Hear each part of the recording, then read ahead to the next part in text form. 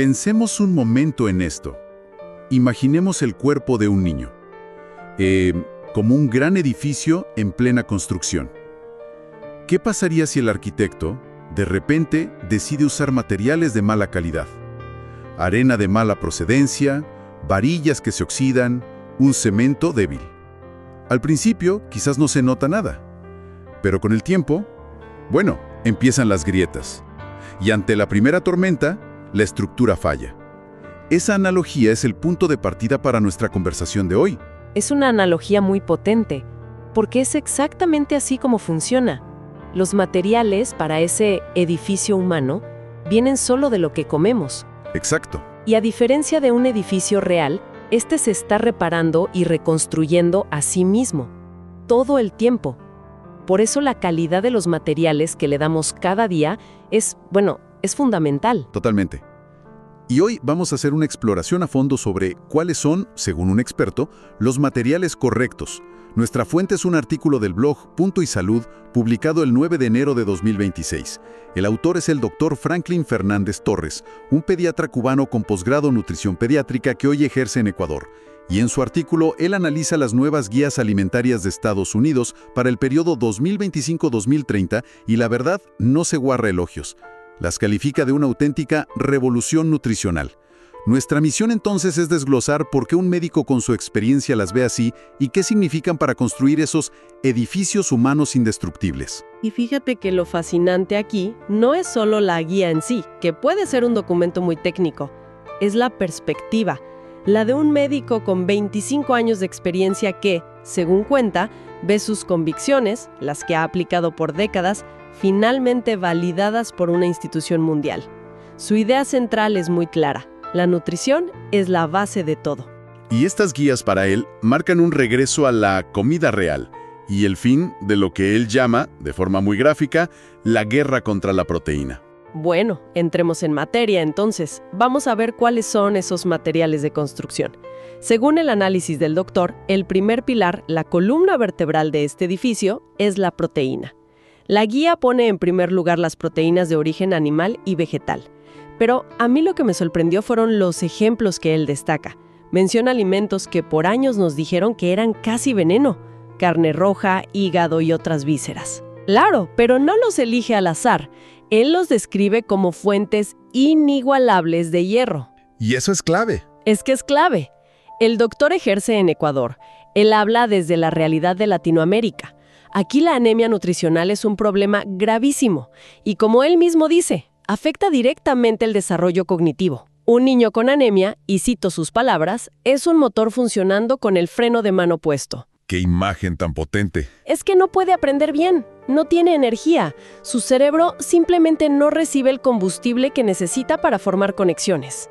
Ahora, me pregunto, ¿por qué estos alimentos, sobre todo las vísceras, cayeron en desgracia? Si son tan nutritivos, ¿por qué dejamos de consumirlos? El artículo lo atribuye a varias décadas de lo que él llama fobia a las grasas y al colesterol. Se creó una lista negra donde alimentos como el hígado o la yema de huevo fueron, satanizados, sin mirar sus enormes beneficios para los niños. Lo que estas nuevas guías reconocen, y que el doctor celebra, es que su densidad de nutrientes supera cualquier preocupación teórica. O sea, el riesgo de una deficiencia de hierro es mucho más real y dañino para un niño que el colesterol de un trozo de hígado. Entiendo. Es un cambio de perspectiva enorme, y a esa lista de materiales de alta resistencia añade otro gran aliado: el huevo.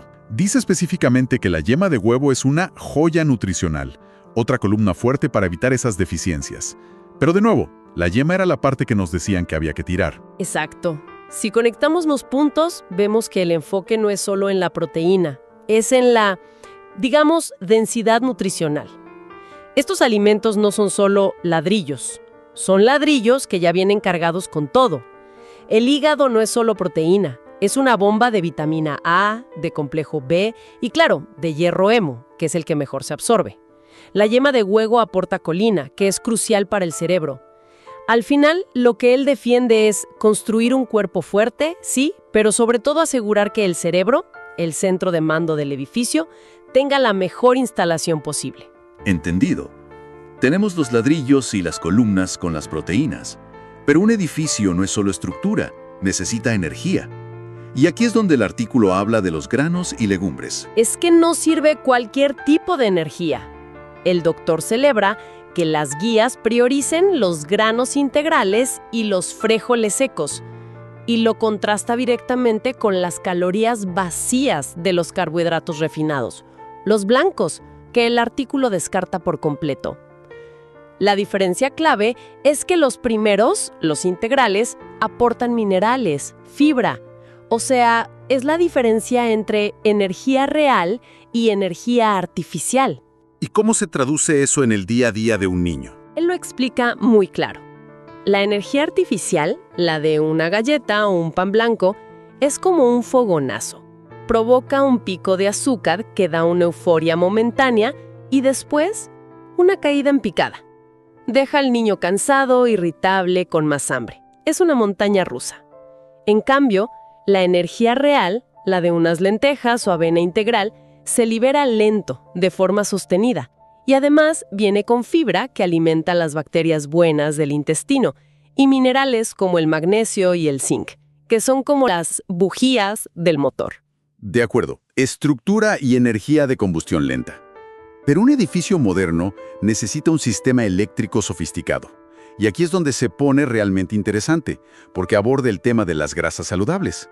El doctor señala cómo por décadas nos metieron en la cabeza un miedo terrible a la grasa. Pero la ciencia actual... dice algo completamente diferente. Totalmente. Y esto nos lleva a un punto crucial que él recalca. La calidad de la grasa que come un niño hoy determina la velocidad de procesamiento de su cerebro para toda la vida. No es algo temporal, es una inversión en la arquitectura neurológica. La analogía que usa en el blog es poderosísima. Sí, la leí. Dice que el cerebro de un niño es en su mayoría grasa y la necesita para un proceso que se llama mielinización, que es básicamente la formación de las conexiones neuronales. Describe a las grasas como el aislante de los cables de alta tensión del edificio. Sin ese aislante de calidad, los impulsos eléctricos no viajan bien. Pero esto me genera una duda, porque la palabra grasa nos asusta a todos. Cuando él habla de grasas de calidad, ¿a qué se refiere exactamente? Esa es la distinción clave, y es donde está la revolución. No todas las grasas son iguales. El doctor es muy específico y nos da una lista clara de las que sí. Por un lado, el aguacate, que describe como energía limpia y fibra.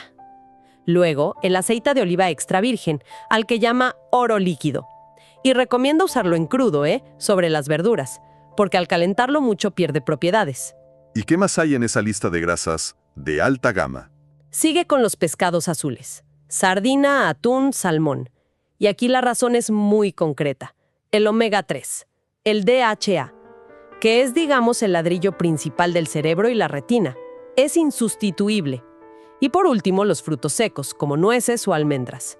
Aclara, eso sí, que para los más pequeños tienen que ser triturados o en crema para evitar riesgos. Es una lista muy clara, pero tan importante como lo que recomienda es lo que nos dice que evitemos. Es muy tajante con los aceites vegetales refinados, los de girasol, soja, maíz. La imagen que usa es muy fuerte. Dice que inflaman la estructura. Esto suena, bueno, un poco abrumador, porque esos aceites son los más comunes y económicos en cualquier supermercado. El doctor reconoce lo difícil que puede ser este cambio. Sí, lo reconoce, pero insiste en que el esfuerzo vale la pena a largo plazo. Es que, fíjate, lo que hace es conectar la elección del aceite de cocina con un estado de inflamación crónica en el cuerpo. La ciencia detrás tiene que ver con el desbalance entre omega 6 y omega 3. Esos aceites refinados tienen muchísimo omega 6, que en exceso promueve la inflamación. O sea, el doctor está diciendo que al cocinar con ellos, literalmente estamos echando leña a un fuego microscópico dentro del edificio, debilitando todo desde adentro. Su recomendación es volver a las grasas que usaban nuestros abuelos: aceite de oliva, aguacate, incluso mantequilla con moderación, en lugar de estos aceites industriales. Es una imagen muy clara. Y hablando de grasas que nos daban miedo, eso me lleva al último material de construcción que analiza: el cemento biológico, como lo llama. Se refiere a los lácteos enteros y fermentados, y aquí destaca otro cambio de paradigma. Cuando leí esta parte, fue un momento ajá para mí. Crecí pensando que la leche descremada y los productos light eran lo más sano, pero según esto, para los niños estaba completamente equivocado. Es que por décadas nos vendieron esa idea. Grasa era igual a enfermedad, sin matices. Y el doctor explica el porqué científico de una forma muy sencilla. La grasa natural de la leche, dice él, es el vehículo de transporte. Es lo que el cuerpo necesita para poder absorber el calcio y sobre todo la vitamina D, que es liposoluble. Si le quitas la grasa, es como tener un camión lleno de mercancía valiosa, pero sin gasolina. La vitamina D y el calcio no llegan a los huesos, que es donde más se necesitan, y ese cemento se queda débil. Además de los lácteos enteros, hace mucho hincapié en los fermentados, como el yogur y los quesos. Su función, explica, es cuidar la tubería interna del edificio, o sea, el intestino. Y esto es clave. La salud intestinal es otra frontera de la medicina moderna. Hoy sabemos que un microbioma sano es crucial para el sistema inmune, para el estado de ánimo, incluso para el cerebro, a través del famoso eje intestino-cerebro. Al recomendar yogur y quesos, el doctor está pensando en poblar ese ecosistema con bacterias buenas que mantendrán todo el sistema funcionando. Y para que no queden dudas, el artículo termina esta sección con la lista de compra inteligente. Es muy práctica. Primero, leche entera. Segundo, yogur natural o griego, pero con una advertencia clave, sin azúcar. Y tercero, quesos maduros y frescos. Esa advertencia sobre el yogur es crucial. El doctor es muy enfático en esto. Básicamente nos dice que si el yogur es rosa brillante y sabe a chicle, no es un alimento, es un postre. Y la diferencia es abismal. La industria ha sido muy hábil vendiendo yogures de frutas como algo saludable, cuando muchos tienen más azúcar que un refresco. Su recomendación es clara: leer las etiquetas y volver a lo básico. Yogur natural al que se le puede añadir fruta fresca en casa. Entonces, si juntamos todas las piezas, proteínas densas, carbohidratos lentos, grasas de calidad y lácteos enteros, el panorama es el de una batalla. Una batalla entre la comida real y el mundo de los ultraprocesados, ¿no? Exactamente. Refuerza la idea final del doctor, que es combatir un enemigo silencioso: la desnutrición oculta. Y este es un concepto que a veces cuesta entender. Un niño puede tener sobrepeso y al mismo tiempo estar gravemente desnutrido a nivel de micronutrientes. Espera, eso es una paradoja tremenda. ¿Cómo es posible estar sobrealimentado pero subnutrido? Porque se puede estar lleno de energía barata de azúcares y harinas, pero tener el cuerpo hambriento de hierro, zinc, magnesio, vitaminas. Todos esos componentes que el cerebro y el cuerpo necesitan para desarrollarse bien. El edificio parece grande por fuera, pero por dentro las paredes son de cartón. Vaya. Eso cambia por completo la forma de ver la nutrición infantil. Precisamente. Por eso, el doctor concluye que esta hoja de ruta nutricional es una herramienta para blindar a los niños, blindarlos contra las estadísticas de enfermedades metabólicas, obesidad, diabetes tipo 2, que están azotando al mundo a edades cada vez más tempranas. Su filosofía es contundente y la cita en su blog. La medicina del futuro no está en tratar la enfermedad, sino en construir salud desde el primer bocado. Es una frase para enmarcar. Y con eso cerramos el círculo y volvemos a la analogía del principio. El llamado a la acción del doctor es claro: seguir construyendo esos edificios humanos indestructibles, un plato a la vez. De hecho, termina su artículo con una frase muy personal que resume todo: porque te quiero sano. Es un enfoque preventivo, proactivo, empodera a las familias.